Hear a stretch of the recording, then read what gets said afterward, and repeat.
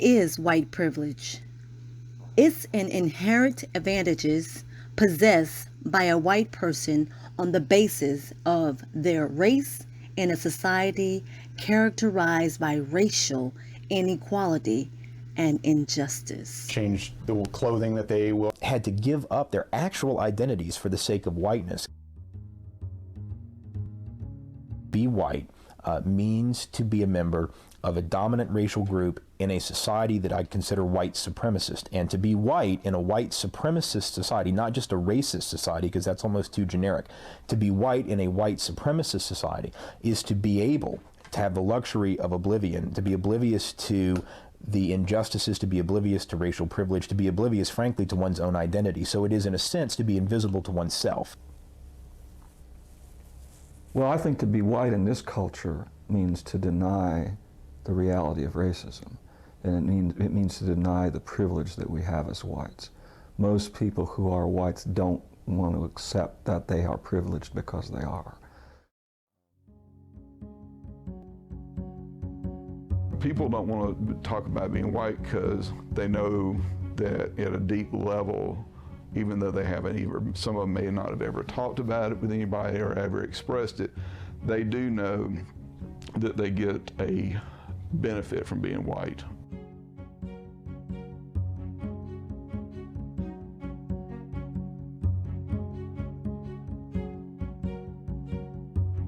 If you're white in this country, there's certain advantages that come your way, and it doesn't really matter whether you want to or not, or whether you're in touch with it or not. Now I know there are privileges that I enjoy simply because I'm white.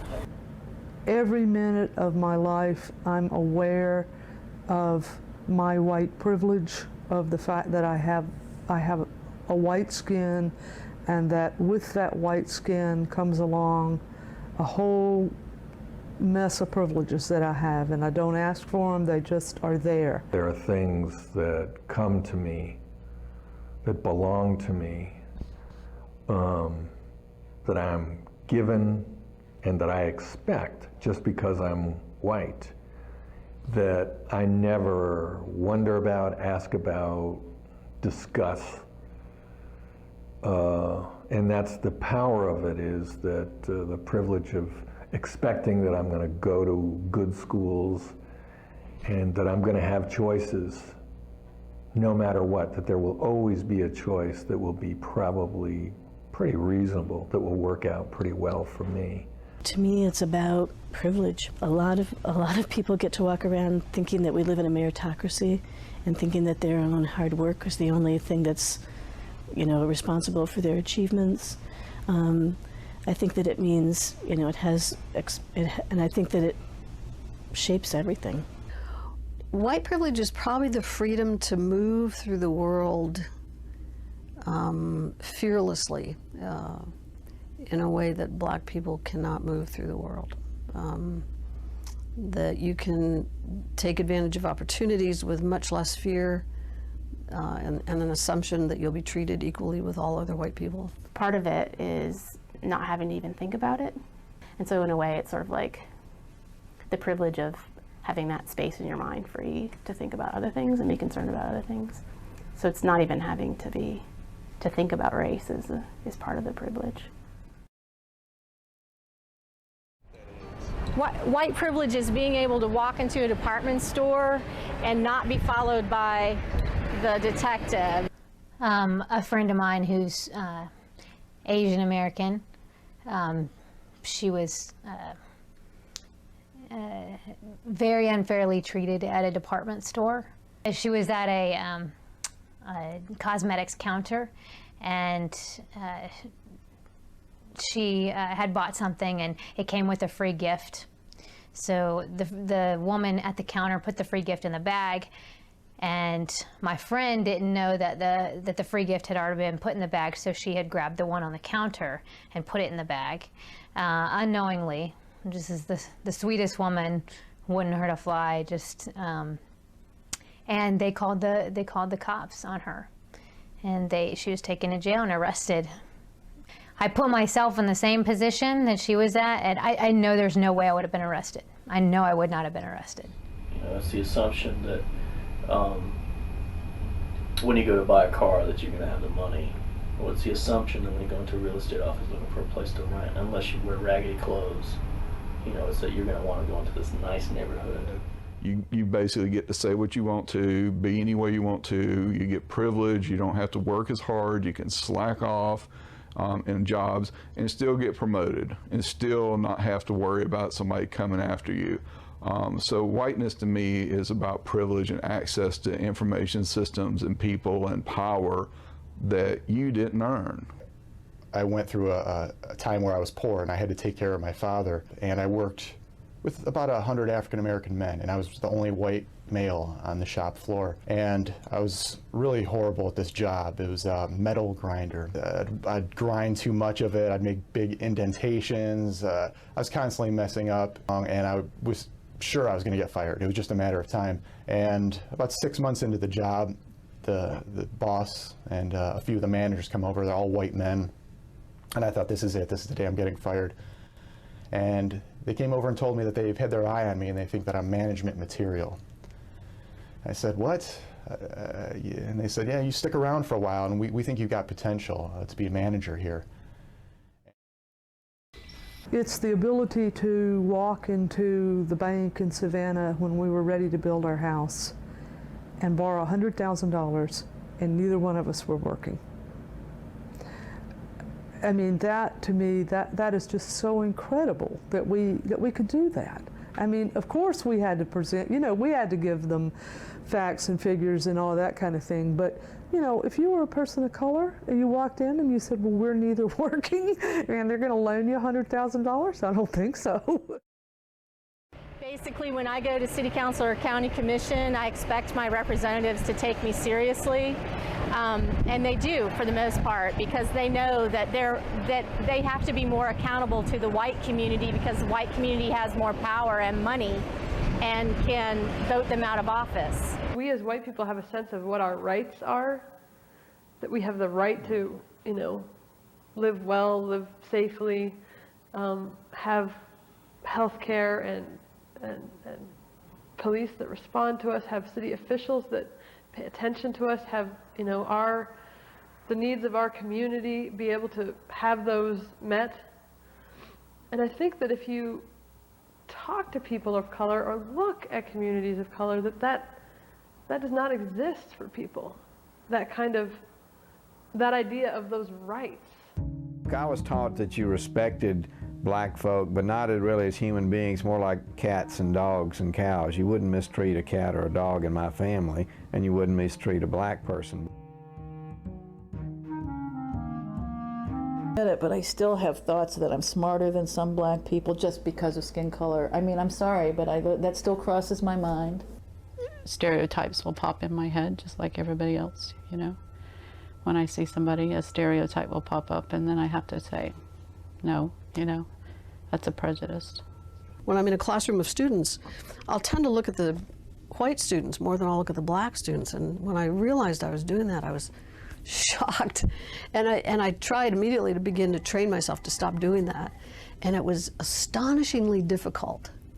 There was something about a natural tendency to look at white faces in a way that I did not have the same natural tendency to look at black faces. And I think that's a kind of an ingrained, inborn racism, is all I can think of it as. I remember I was talking with a young man named Sylvester, and he was saying, "You're racist." And I'm going, "I'm not." He's going, "You are." "I'm not." You know, we went back and forth like that for a while. And then I had to go get refreshments, so I said, "Hold on." And I went upstairs, and my mother turned to me and she said, "Get a grip on yourself. You know, you're a white young girl, you've grown up in the racist society, you're racist, deal with it, move on." But that was, you know, that was an amazing gift that my mother gave me, because it allowed me to turn all of my defensiveness about it into, oh, well, maybe I am. I think that one of the key things to understand about racism is, you know, like Malcolm X said, racism is like a Cadillac. There's a new model every year, you know, and you know, racism is a dynamic social construction, so it's always changing, it's always mutating.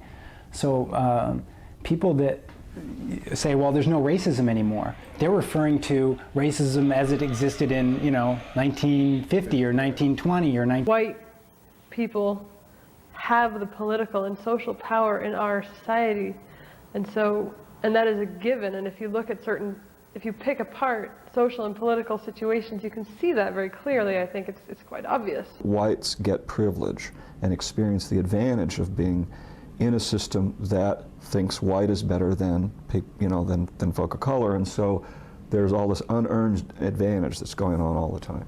Particularly in a society like the United States, it's hard to confront racism unless you understand how, if you're racialized as white, you benefit from racism. Just because I am white and have these privileges, I participate in a racist system. And that doesn't make that, it's not my fault, I can't help it, I'm born to it, and and that's what being white means. But I do think and assume that white privilege is in fact the kind of racism that you can't avoid. All I gotta do is sit down and close my eyes and things are gonna just move forward in white interests, and there's a way in which I'm complicit, I collude. I don't say anything, I don't do anything to stop it or challenge it. And in that way, I really do think that's how racism works, and that's a way in which I'm racist. And the difference now is that I don't try and prove to anyone else or even to myself that I'm not racist. I sort of assume that, know that, and get on with doing anti-racist work as best I can. I am white. I am, middle class, English speaking. And seeing that as tools that I can use, and also claiming my identity communally as part of this white community, and seeing that the work that I need and want to be doing is in the white community. What we have got to do is use the power that we have because of the privilege to kind of tear down those things in the system that hurt other people. For me, I haven't been able to give up white privilege because you can't until the system is eradicated. It's going to be there. But by struggling against it, by fighting against it, by consciously making a decision to turn against it, I can release myself. I can say to myself, you know what, I'm still receiving these benefits and that's horrible, but at least I'm out there doing something about it. And so there's a sense of freedom. There's a sense of really claiming my humanity. As a white person, I have leverage. It's kind of funny because as a poor person, I never had leverage, but as a white person, I have leverage. And a woman, I didn't have much leverage either. But as a white person, I have leverage among other white people. They take what I say as being more valid. It doesn't seem self-interested to them. I mean, I have connections with the judge. I have connections with the guy in the bank. I have connections everywhere with people that have power who can make decisions around policy, procedures, just all kinds of things. So at that level, I can use my influence. What has been a challenge for me, and where my greatest challenges have been, is on how I can personally use the positions that I'm in to help to change the institutions in ways that make it possible for them to really be allied with communities of color and accountable to communities of color, and where people who come to work in those institutions can begin to come into them without feeling like they have to code switch, or without feeling like they have to put on another persona in order to survive. There's this whole world out there that I had no idea about. And as far as I can see, people of color, the ones that I have been close to, and the communities that I've been around, have a lot more figured out about how to be human beings than white people do. I think because we're cast as oppressors, we've had to get rid of a lot of pieces of ourselves that are human, and it's deadened us to a lot. I mean, it's deadened our sympathies and our empathies and our heart to other people. I think that not knowing that you come into this world with all this privilege makes us, you know, doesn't make us good people, in the sense that it doesn't make us, I take that back, doesn't make us the people we could be. It takes away from who we really are as true human beings when we start applying when you start benefiting from something that you didn't earn and you don't acknowledge and you don't do something about. If you're going along with the status quo and you're not doing something to make change, you're part of the problem. And I think a lot of white people don't want to have that discussion.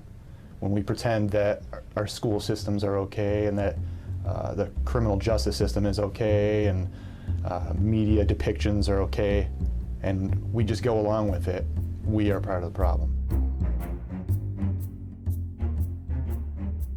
If I do nothing in this world because it is set up for me and mine, and because the systems operate for my benefit, then I am perpetuating that system. I am letting it go on.